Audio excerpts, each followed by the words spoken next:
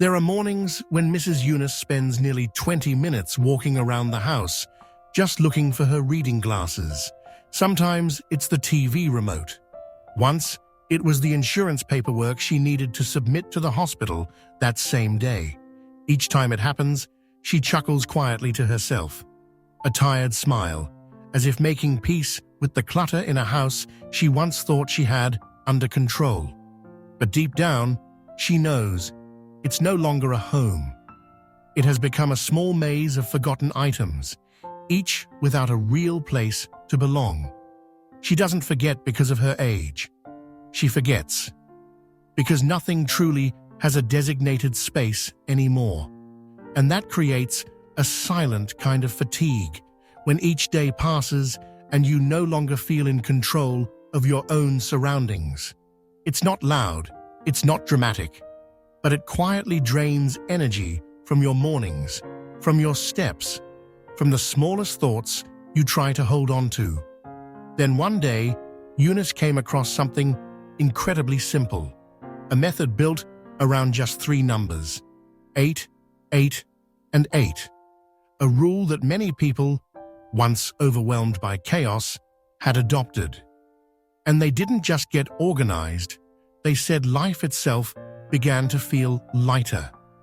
In this video, you'll walk through 10 simple steps that can bring order, clarity, and most of all, a deep sense of peace back into the home you live in every day. You might be wondering, can something so small really change something so big? Then stay with us until the end, because sometimes just one small shift can open the door to a completely new way of living. And if you enjoy gentle, thoughtful conversations like this, and you're looking to rediscover a sense of calm in your own home, don't forget to click subscribe below. Because we're here each week, not to teach you how to clean, but to walk alongside you as we choose, again and again, a simpler, more meaningful way to live. Tip 1. Divide your day into 3 8-hour blocks. Mrs. Eunice once said that after retiring, time started to feel like it was melting. Each day passed, but she no longer knew when she was supposed to work and when she was supposed to rest. She often began her mornings doing laundry, then halfway through remembered she hadn't paid the bills. So she'd switch to making a phone call, then pause again to clean the floor, only to be interrupted by a call from her daughter, and by the end of the day, nothing was fully done. When there are no clear boundaries in a day, we get swept up in hundreds of little, nameless tasks, and that constant switching leaves the mind foggy, scattered, like it's always in a state of unfinished business. Then one day, Eunice tried something very simple. She divided her day into 3 8-hour blocks. She chose 10 p.m. to 6 a.m. for complete rest. From 6 a.m. to 2 p.m., she focused on her main responsibilities, making phone calls, tending her garden, handling paperwork, going to the market.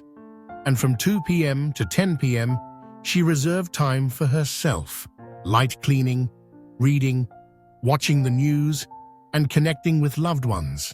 She didn't always follow the schedule perfectly, but something very real began to change. Her mind softened.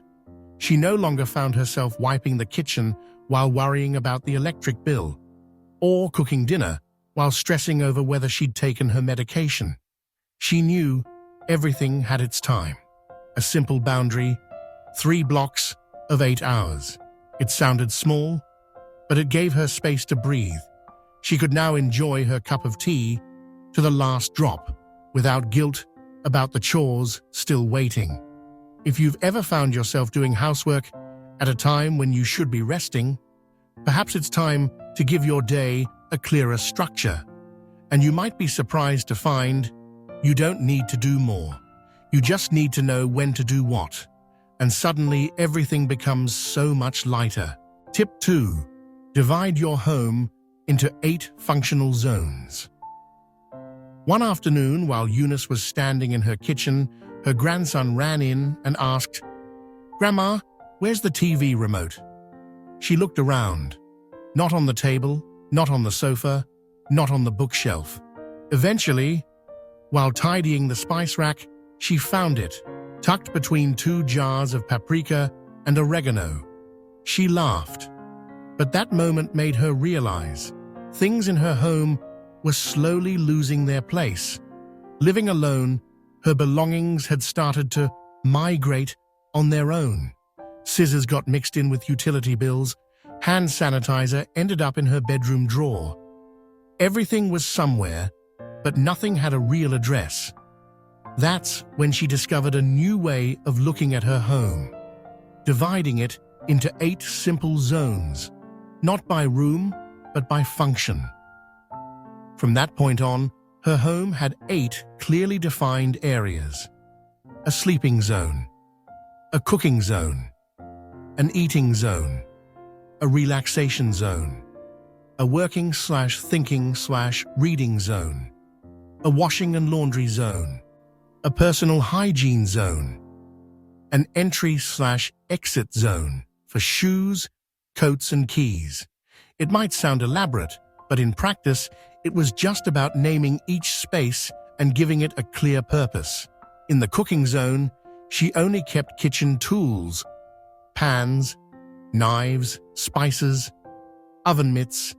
If something didn't belong there, she moved it, gently, mindfully, to where it did belong, bit by bit, day by day, and soon her home began to feel like a well-written book.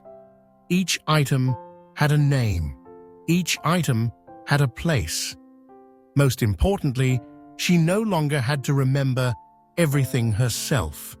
The system now remembered for her. Mrs. Eunice would say, "These days, my memory is for birthdays and medication, not for wondering where the scissors or the charger went." If you've ever found yourself asking, "Where did I put that sweater? Where's the remote again?" maybe this is the perfect moment to start naming your spaces. And finally, give everything in your home a place to call home. Tip 3. Keep no more than 8 items on any surface. Mrs. Eunice had an old habit. Whenever she had something in her hand, she'd simply place it on the nearest flat surface: the dining table, the cabinet, the sofa, even the washing machine. As long as there was space, it became a drop zone. The result? After just a few days, every surface in her home turned into a messy collage: an old perfume bottle next to a notebook, vitamins crammed in with scissors and tape, a dirty bowl here, a half-folded towel there. Every time she entered a room, her eyes scanned dozens of random items. And even though the house wasn't dirty, no trash, no bad smells, she still felt suffocated, like living inside a never-ending stream of thoughts. That changed when she started applying a simple rule: no more than 8 visible items on any surface. It sounded easy, but that simplicity carried surprising power. She began with the dining table near the window. She counted 1 flower vase, 1 tissue box, 1 salt and pepper dish, 1 water jug, 2 books, 1 pair of glasses, and 6 other small odds and ends, 12 in total. She smiled to herself, gently picked 4 of them, and put them away. Now there were only 8, just enough to feel lived in, but also enough for her eyes to rest. She applied this rule to her kitchen counter, her nightstand, the coffee table in the living room. Just 8 items, as if she'd drawn a soft boundary so life didn't spill out into chaos. After a few weeks, she noticed something strange. Not only did her home feel tidier, but her mind felt lighter. Wiping a table no longer meant moving a dozen things first. Finding something didn't require her eyes to swim through a sea of objects. You know, most people think fatigue comes from doing too much, but sometimes it comes from simply seeing too much all day long. So if there's a table in your home that makes you sigh every time you glance at it, maybe today is the day you count and choose the 8 things that truly deserve to stay. Tip 4. Keep 8 outfits per season. Every time Mrs. Eunice opened her wardrobe, she stood there frozen, not because she didn't know what to wear, but because she had too much to choose from. Her closet was overflowing. Summer dresses hung beside winter coats, wool scarves tangled with sleeveless shirts. Some clothes hadn't been worn in over 10 years. Others she kept only because they were still new. And after several confused minutes, she would always reach for the same familiar outfit, the one hanging right in front, easy to grab. And deep inside, there was always that quiet sigh. Not from lack, but from too much. Then one day, she decided to do something she once thought was too hard for her. Keep only 8 outfits per season. Not throw away, just store the rest away so her mind could breathe. At the start of that winter, she selected 8 outfits, including everyday clothes, a few dressier ones, one cozy stay-at-home set, and one for light exercise. Each set was complete: top, bottom or dress, scarf, matching shoes. Everything else was packed neatly into a large suitcase, placed in her spare closet. And then, something amazing happened. From that day on, she no longer stood still in front of the wardrobe. She chose her outfit in under 30 seconds. No more digging around. No more facing old clothes tied to versions of herself that no longer fit. Everything was clear, intentional, and made for who she was now. She said, "I don't need a closet that holds my entire life. I just need enough for today." Maybe you also have a wardrobe full of clothes, but end up wearing the same few pieces over and over again. So why not try it? 8 outfits, enough to feel light, organized, and joyful for one season. And who knows, you might just rediscover yourself in a perfectly fitting shirt, soft and familiar, no longer buried beneath the fabrics of the past. Tip 5. Clean for just 8 minutes a day. Mrs. Eunice used to do what many people still do: save all the cleaning for the weekend. "Saturday, I'll clean on Saturday," she'd always tell herself every Friday night. But when Saturday came, the weather would be colder than expected. Her knee would ache a little. Then her daughter would call and invite her to the market. So cleaning got postponed, then pushed to Sunday, then to the next weekend. And so the house, which only started out a little messy, slowly became a mountain of unfinished chores, a to-do list so long it made her not want to begin at all. Until one day, she heard a simple phrase: just 8 minutes a day. Not more, not less. 8 minutes. It sounds short, but when done every day, it can completely change the way a home feels. She chose to do her 8 minutes every evening before bed. Once the timer rang, she would stand up. No excuses, no delay. Tidy a corner, fluff the sofa cushions, fold the blanket, wash 3 bowls, wipe the countertop, hang the coat that had been slouched over the chair. Just 8 minutes, but every day, like brushing her teeth, like a gentle ritual to close the day. And the magic? The little things never piled up into big things. Mrs. Eunice said that ever since starting her 8-minute evenings, her home always felt almost clean.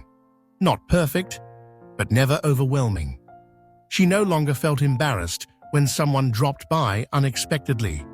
She no longer felt like she was constantly catching up. If you're living in a space that feels too heavy to start tackling, maybe don't start with a full weekend. Start with just one 8-minute timer every day without fail. And if you decide to try it, leave a comment, because that one tiny 8-minute habit might just be what brings peace back into your home. Tip 6. The 8-second rule. Keep or let go. While cleaning out her nightstand drawer one day, Mrs. Eunice picked up a soft pink sweater. It was worn, gentle, and held the scent of a long-ago winter. She turned it in her hands, held it up to her chest, smiled faintly. "It's been so long since I wore this," she thought. And then she placed it back, right where it came from, in the drawer of maybe later things. But when exactly is later? She realized something. There were many things she didn't actually need, but because they held memories or still looked good enough, she kept them, year after year. And eventually, her home started to feel like a museum of the past.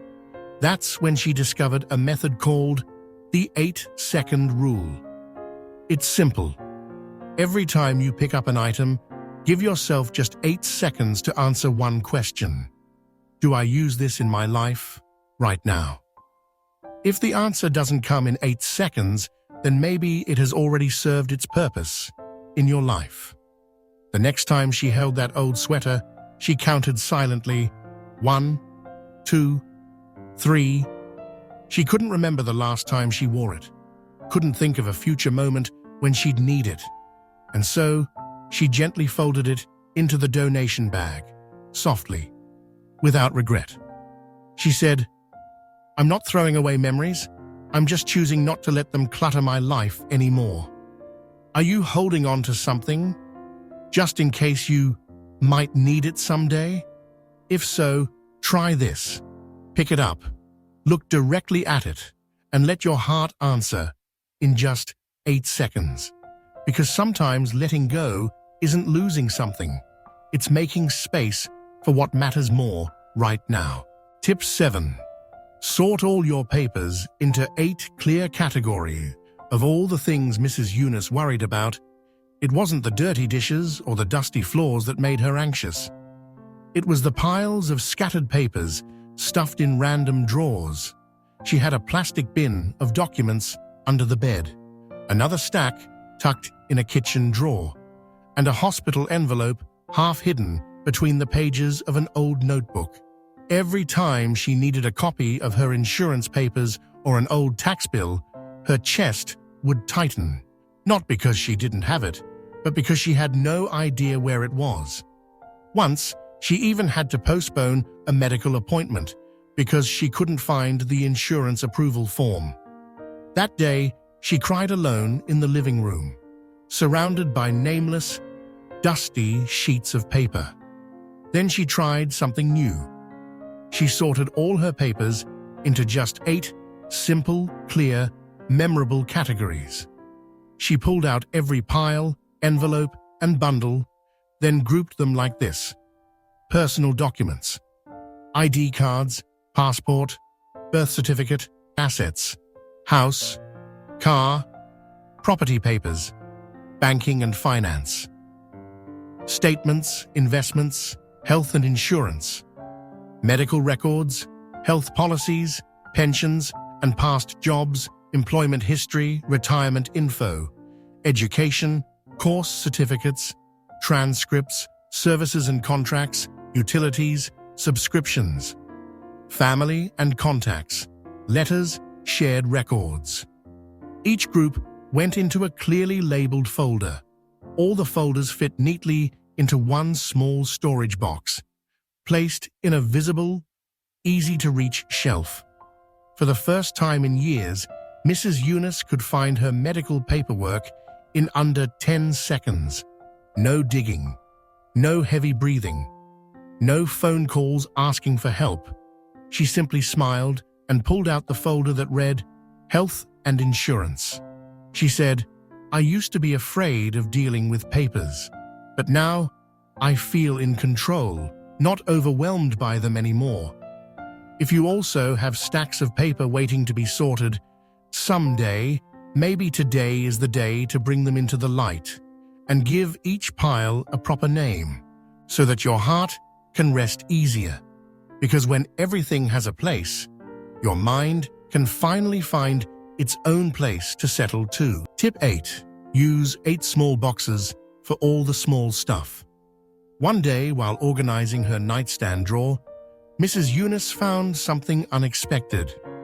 4 pairs of batteries, 3 old charging cords, a few buttons, and a tiny pillbox from 2009. She chuckled to herself. We keep so many little things, and yet they disappear the moment we need them. Truth is, homes don't always feel cluttered because of large items. Often, it's the tiny, nameless things that cause the most daily stress. Batteries, cords, needles, hair ties, earphones, eye drops, sticky notes, pens. They float from room to room. They vanish when you need them. They pop up all over when you don't. So Mrs. Eunice tried something simple. She gathered 8 small boxes, and only 8, to contain every small item once and for all. She picked boxes with lids, easy to carry and compact. Some were old cookie tins. Others were clear plastic. One was a soft fabric box with a folding top. Then she labeled them. Electronics, chargers, earphones, batteries. Health, medicine, thermometer, office, pens, clips, mini notebooks, sewing, buttons, small scissors, temporary items, cords, hooks, random accessories. And just like that, every little item found a home. She placed the boxes in drawers within reach, clearly labeled, easily distinguished at a glance. From that day on, she never had to call her daughter to ask, "Sweetheart, do you know where the old charger is?" She didn't have to turn the house upside down just to find a tiny pair of scissors to snip off a clothing tag. She said, "Space is limited, but order can begin with the smallest things.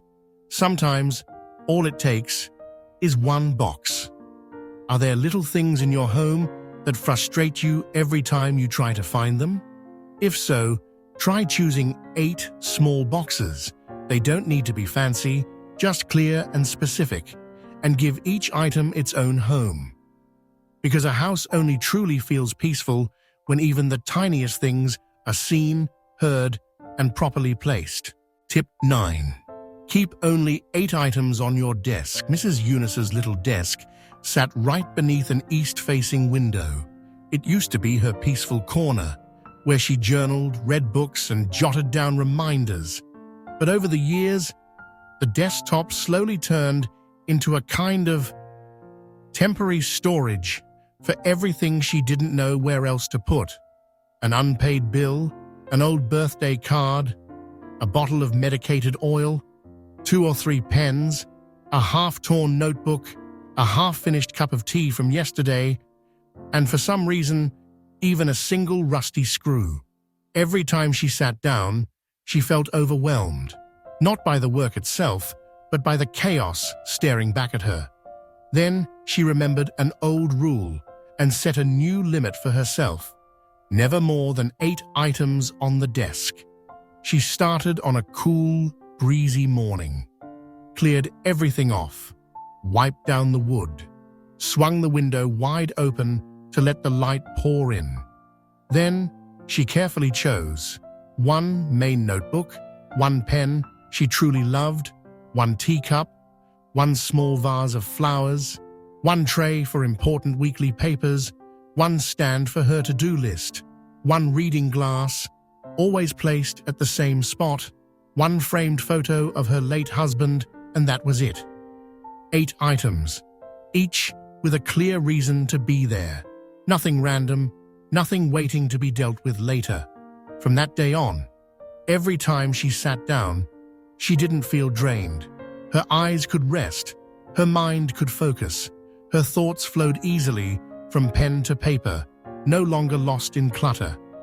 She said, "I didn't just tidy my desk, I cleared space in my own mind." Perhaps you're living with a desk that makes you hesitate every time you approach it. If so, maybe it's time to ask yourself, how many things are on that surface and how many truly need to stay? Because when your desk is clear, it's not just your work that gets easier, but your joy can find its way back too. Tip 10. Spread it over 8 weeks.